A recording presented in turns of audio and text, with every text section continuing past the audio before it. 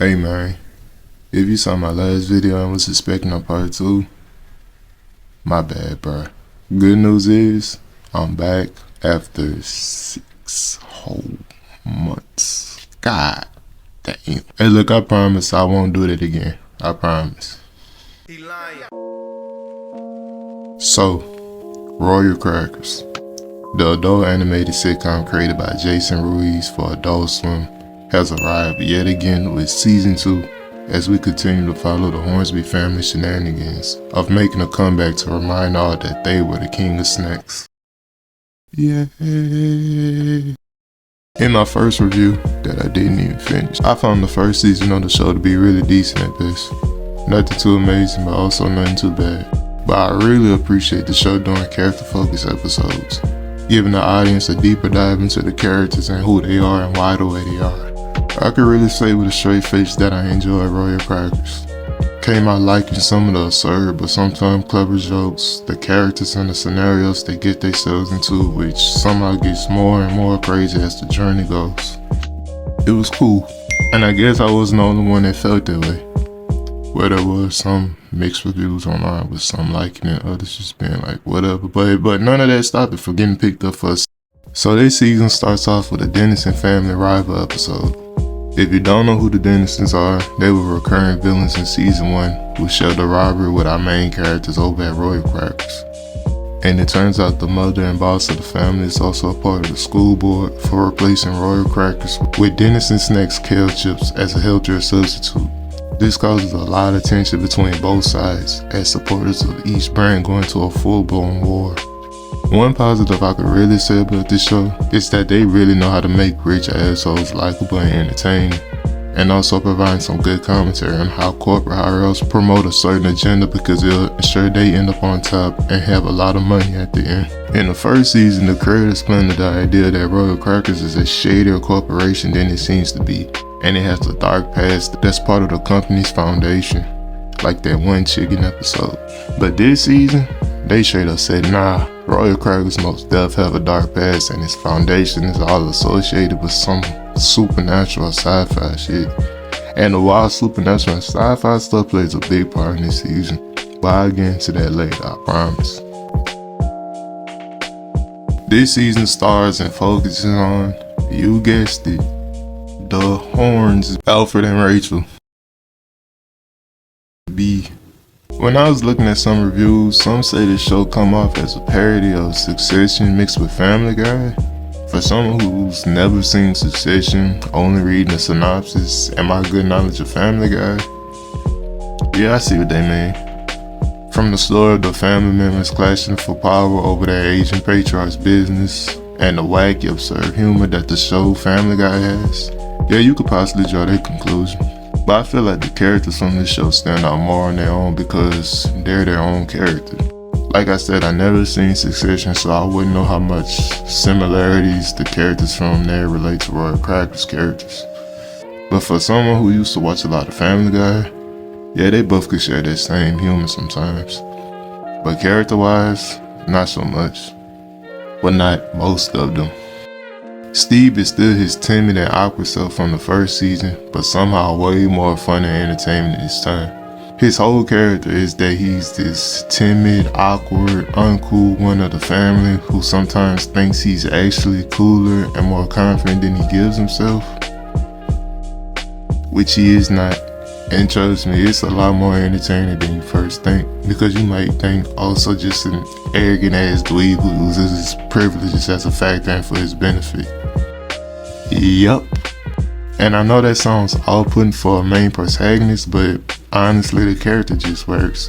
Because even though he thinks he's cool, everyone else does not. Talking about the other characters and the audience. This is a certified chick flick.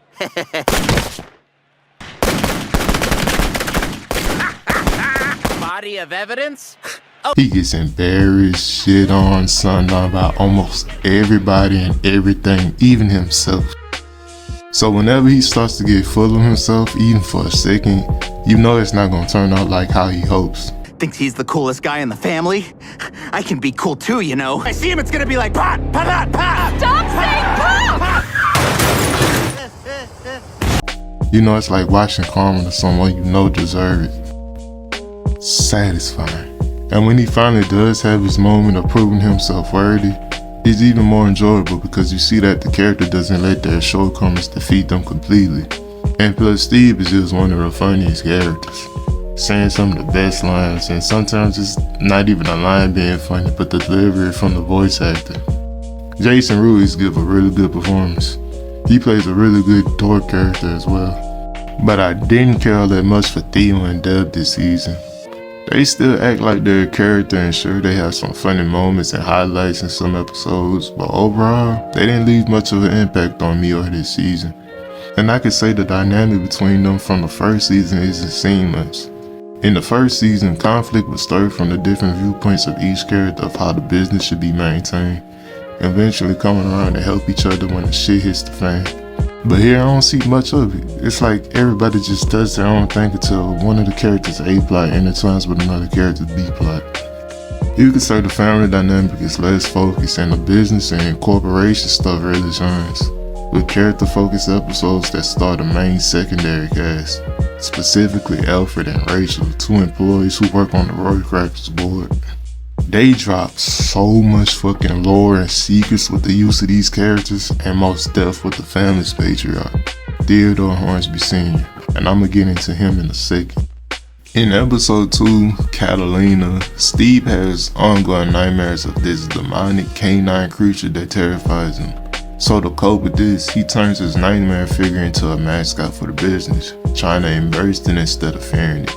This completely backfires, with the mascot design creeping everyone out, especially Alfred, giving him a panic attack, and Theo, which triggers some type of past trauma. For starters, I really like how this episode sets the tone. You're not dreaming, Steve, and Mr. Cracky didn't come from your imagination. Yeah, where'd he come from then? My butthole? Not exactly. Look in the glove box. My dick? What? No! Let us know there's some type of mystery in the past these three share, and now it's coming back to haunt them. I also really like how the story is paced, going back and forth from Steve and Theo's journey of figuring out some dark secrets, to cutting back to Alfred's POV of him and a younger Theodore Hornsby's journey to the moment everything happened. It's well done. Let me get this out the way. Theodore Hornsby Sr. is one of the most outrageous, dishonest, twisted, most arrogant character in the entire show, and I fucking love it. Some might compare his character to Mr. Pewterschmidt from Family Guy. No, I don't get that. But this guy is more than just a money-hungry capitalist. This guy literally thinks he's a walking god amongst men, and every action that benefits him, no matter how bad it is, he's 100% thinks it's justified. What makes him even more great is that during most of the prison scenes, he's this unconscious, lifeless body that's almost near to death, and somehow he still has an impact on characters in both past and present, all because of his terrible actions. And all of this might sound like a character you can't stand to watch, but nah, that's not the case either. Because it's kind of like the case with Steve, letting his ignorance get the best of him to where he ends up getting his karma. Because it turns out the name Catalina was the name of an island that Hornsby Sr. wanted to build an amusement park at, Hornsby Land. But when the board tells him this is a terrible idea, he lets his ignorance get the best of him, and he tried to discover Catalina on his own with the help of Alfred to prove it's not a bad idea at all. And of course, this all backfires with the journey getting more and more fatal as it continues, soon stumbling on this community of little furries that worship and perform sacrifices for these chupacabra creatures. Yeah, I told you this shit get more wild this time. And Hornsby Sr., like always, is blinded by ignorance and wants to exploit all of this for his amusement park, which of course backfires, causing the end of something good, but the start of something terrible. This scene is also a good example of the show's visual and type of humor it shows. Oh yeah, how is the animation and comedy? It's alright. I mean that the most nicest way possible. Don't get me wrong, it's nothing bad, but then again, nothing too amazing. It still has that same art style from season 1, that crumbly, unfinished kind of line art, where some might say it's ugly and distracting, but I feel like you don't notice it after a while once you watch a handful of episodes.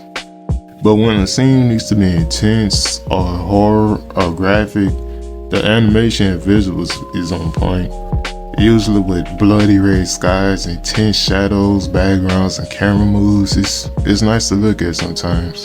The jokes in the season is way better than last season. Few laugh out moments, but it's really rare which could catch you off guard. But most of these jokes are kind of like commentary on how corrupted corporations could be, which is where most of the clever jokes come from instead of just random gags. And most of it comes from character interactions and the way they work off each other. But if the gag isn't all that funny, it doesn't drag out, it just goes on to the next joke, which is well appreciated.